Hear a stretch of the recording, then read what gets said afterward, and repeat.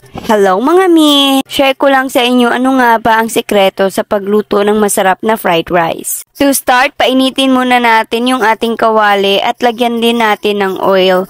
Dito na natin igigisa yung ating bawang at sibuyas. Kapag medyo golden brown na siya, ay pwede na nating ilagay yung ating carrots that was cut into small cubes. So paghaluin lang natin siya guys. At kung bago pa lang kayo sa aking channel, huwag niyong kalimutang mag-follow para updated kayo sa latest video uploads ko. So next, add na natin yung ating leftover rice. Sa Thailand ko nga pala guys natutunan yung paano magluto ng masarap na fried rice. Mix all together guys at ayusin nyo lang yung paghahalo para walang kaning matira sa baba. Pwede din kayong magdagdag pa ng iba pang gulay para mas makulay yung inyong fried rice. At this point, gagawa tayo ng butas kung saan natin ipa-fry yung egg. Maglagay lang tayo ng oil at i-fry na natin yung egg. Hayaan muna natin yung egg dyan mga 1 to 2 minutes para ma-fry yung egg sa baba. Pag nakita nyo na medyo luto na yung egg sa baba, paghaluin nyo na silang lahat. Gumamit nga ako ng 2 itlog dito kasi medyo marami talaga yung leftover rice namin. Pwede rin kayong magdagdag ng hotdogs, ham, or tuna flakes para mas lalong sumarap pa yung inyong fried rice at magustuhan ng inyong mga chikiting. Sa gulay naman, pwede green peas at saka corn kernels. So ayan po, yung egg po ang nagpapakulay ng ating fried rice.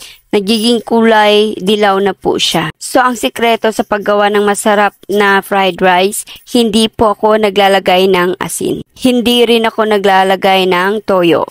Tau pat or fried rice ay very famous food in Thailand. At yung nilalagay nila ay fish sauce. Patis nga ang nilalagay ko sa fried rice para mas masarap. Kung mahilig din kayo sa fried rice guys, subukan yung patis ang ilagay sa fried rice. So ayan, halukay oven naman ulit tayo hanggang sa maluto yung ating fried rice. Pwede na nga itong pang breakfast guys at pwede na ding walang ulam. Hindi na nga masasayang yung ating mga leftover rice mga mi. Kapag ganitong fried rice ang nakahain sa lamesa, paniguradong ubos agad. Continuous lang yung mixing natin guys hanggang sa maluto. Masarap din pala ito guys kapag may kasamang cucumber dahil sa bansang Thailand, sinasamahan nila ito ng cucumber per serving. Pagluto na siya guys, you can sprinkle it with pepper, optional lang po, and spring onions. As for me, gusto ko siyang may pepper at spring onions. Meron din cucumber.